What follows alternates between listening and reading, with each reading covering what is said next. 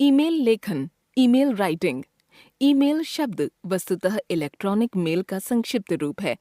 आज शायद ही कोई ऐसा होगा जो कंप्यूटर का इस्तेमाल न करता हो, और जो कंप्यूटर का इस्तेमाल करता है उसके लिए ईमेल कोई नई बात नहीं है।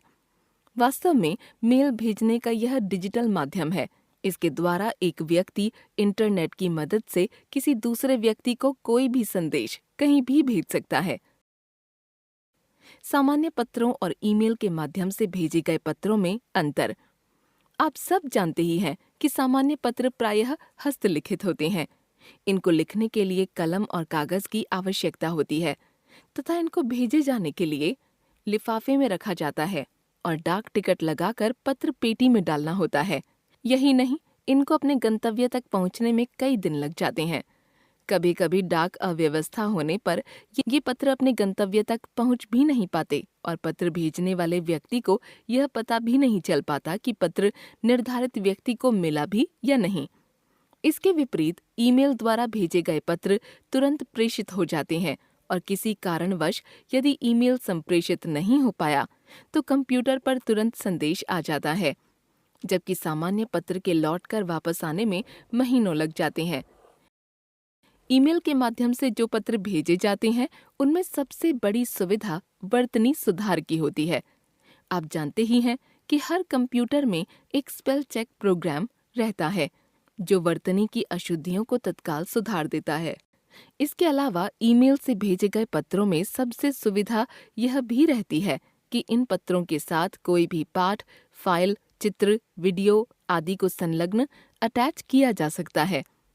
जबकि सामान्य पत्रों के साथ यदि हमें कोई भी सामग्री भेजनी हो तो उसकी फोटो प्रति अलग से संलग्न करनी पड़ती है और अतिरिक्त डाक व्यय भी देना पड़ता है। ईमेल आईडी की आवश्यकता। कोई भी व्यक्ति जो ईमेल भेजना चाहता है उसे सबसे पहले अपना ईमेल अकाउंट खोलने और अपनी ईमेल आईडी बनाने की आवश्यकता होती है। हम जो भी मेल भेजते हैं वे हमारे ईमेल अकाउंट से ही हो जाती हैं।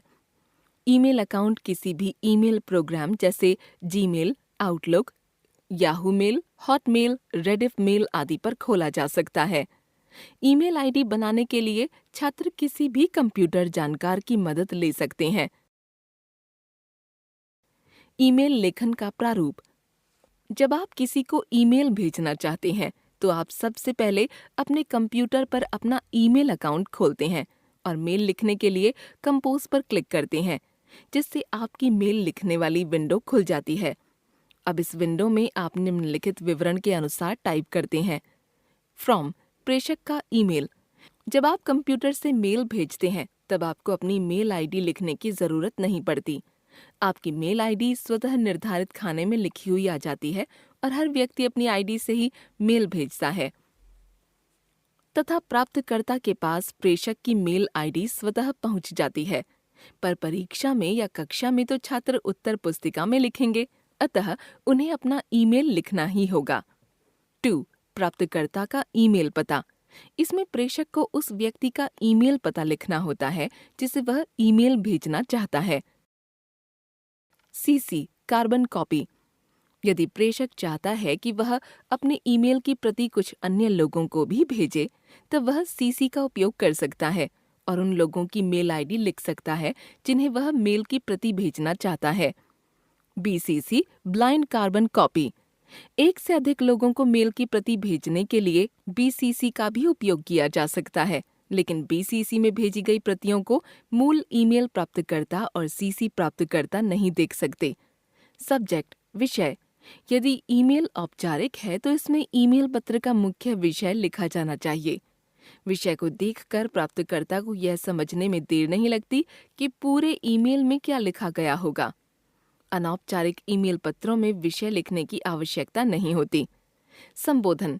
जिस तरह से पत्रों में संबोधन लिखे जाते हैं वैसे ही संबोधन ईमेल में भी लिखे जा सकते हैं।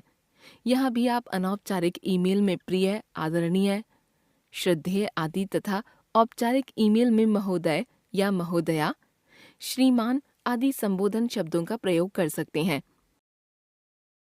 बॉडी, पत्र का कलेवर।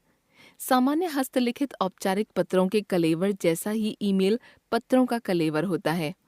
पत्र प्राप्तकर्ता को जो भी बातें बतानी होती हैं वे सब यहाँ लिखी जाती हैं, किंतु संक्षिप्तता के साथ। स्वनिर्देश। मुख्य कलेवर के बाद स्वनिर्देश लिखे जाते हैं। ये भी ठीक वैसे ही होते हैं जैसे सामान्य पत्रों के होते हैं।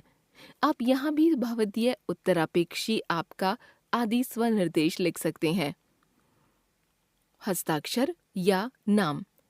हस्तलिखित सामान्य पत्रों में स्वनिर्देश के ठीक नीचे पत्र प्रेषक अपने हस्ताक्षर करता है, पर कंप्यूटर पर ईमेल लिखते समय हस्ताक्षर करना संभव नहीं हो पाता। अतः ईमेल में हस्ताक्षर के स्थान पर प्रेषक को अपना नाम लिखना चाहिए। औपचारिक ईमेल में नाम के अलावा अपने पद का विवरण भी देना चाहिए। अनौपचारिक ईमेल पत्रों के उदाहरण। औपचारिक ईमेल पत्रों के उदाहरण